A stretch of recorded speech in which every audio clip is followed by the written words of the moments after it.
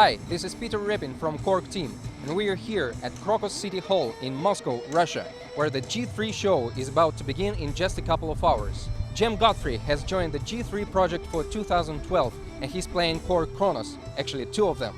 As I said, the show begins in just a few hours, and we have a rare chance to see what's happening on stage right now. Let's check it out. Hey, Jem. How you doing? You alright? So this is your closing point, Moscow, for your European tour with G3? That's right. It's been 10 dates. We've started in Amsterdam and we've kind of meandered our way around Europe, and here we are. So how's the tour been? Any highlights? It's been amazing. I mean, we've played in such a variety of different places and seen some different things. And you know, we've played in Italy in the courtyard of a 14th century castle at sunset. And I was playing outside, and there was trees and the audience, and it was just like, this is amazing. And then we've got venues like this which are incredible. I mean, sort of huge, big structures that sound amazing, and the stage has been great, and the crew have been fantastic, and we've had a really good time. So yeah. So the music different from place to place? No, what we've actually been playing has been pretty much the same. We've changed some of the songs around, but it's kind of we've pretty much just sort of stuck to our guns with what we've been doing. So can you tell us something about your setup? See, you have two Kronos. Yeah, I was a bit greedy. Yeah. Personally, I thought I'd either have one, but I thought, you know, I'll have two. So I've got the 73 version and the 61 synth action version. So this is useful for piano sound stuff and more weighty kind of playing, and then this is more for sort of the faster stuff. Because of the keyboard. Right? Because of the keyboard, yeah. It's kind of, and also some of the a couple of the tracks actually use up all 16 patches in the combi, so I actually needed a bit more. I needed more sounds. Okay, so you already shooted some video for our UK affiliates. That's right. And maybe you have discovered something more about Kronos as you're touring. I've discovered that they're incredibly reliable. I've discovered that because we had one show was outdoors and it was incredibly hot. It was like sort of 32 degrees, and we had these sort of big thermal sheets over the keyboards to kind of try and keep them cool. And just kind of, you could just smell them getting hotter and hotter and hotter. So I was thinking, are they going to be all right? And they were fine. They were completely fine. So we kind of unwrapped them and they performed brilliantly. And then another gig we did in Italy was really dusty because it was sort of in a courtyard and everyone was sort of walking around. There's just so much dust in the air. And I sort of came on stage and literally you could kind of just pull the dust off them. I was thinking, are they going to be all right? But they were completely fine. So it's kind of, I've learned that they're very reliable. That's what I do now. So yeah. And what about some features, your favorite features? Features-wise, again, it's kind of, I think what's been the really good thing about this particular tour is I was given a pretty open brief into how I interpreted the song. So, I mean, one thing I've discovered is these are incredibly good samplers.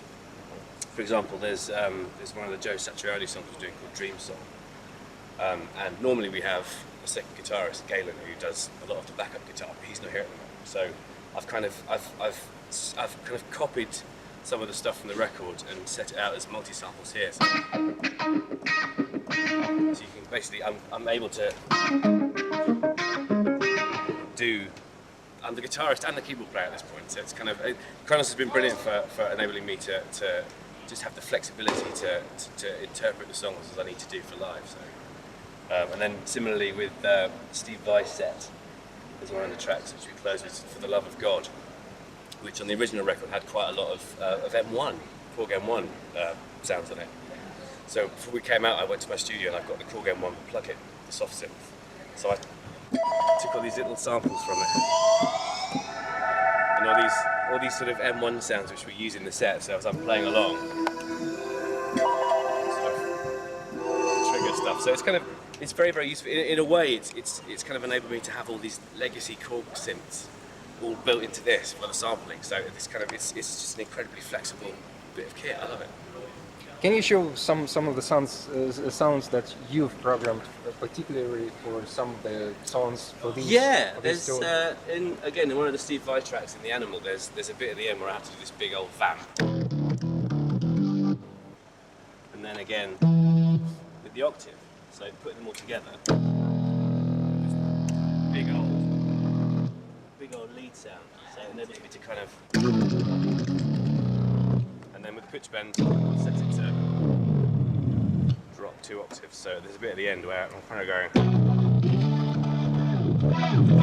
and it kind of gives you that ability to have this big old drop at the end. So it's kind of, it's again, it's so easy to make. So, and obviously it's all my work. Oops, sorry. And what can you say? How do you feel the realism of acoustic instruments Brilliant. compared Again, to some other keyboards? Well, the pianos, for example, because the pianos as they are, all the samples in the Kronos, they're not looped, and they're all streaming off the solid state drive. They are the most realistic pianos I think you can get at the moment, because they're not. Sometimes with a lot of synthesizers, you kind of have that attack portion of the piano, and then there's lots and lots of looping, and you can really hear it. And the piano sound comes quite sort of lifeless as a result of that. And I think with this, because it's allowed to breathe, and there's so many layers, and they're all not looped. The piano end of it has been a real step forwards in terms of what synthesizers are capable of. I think with sampling and physical modelling as well. So we covered some sounds, some functions. You mentioned the reliability. What would you say about ease of use? Incredibly easy. I mean, it's again, you've sort of got a big window. You know, it's so easy to see what's going on. You can, if you're editing sounds, there's the piano sound there, and and it's all kind of, it's very, very easy to where's the lid? See, it's just kind of, everything is so visibly and visually described. It's incredibly easy to kind of get an idea of what you're doing at any particular point. Similarly with the electric pianos, you have the little sort of icons where you can connect up the effects units, and it's almost like effects pedals, stop boxes, and it's so intuitive to kind of to use, because it's like pictures, and also because of the touch screens, you just kind of get involved. Whereas kind of some other keyboards, it's a bit more sort of dial and numeric keypads and stuff. But you can literally, if you want to start sound designing, just get in there and kind of get involved. So I find it incredibly intuitive. Well, thank you. Thank you so much for your interview. Thank you.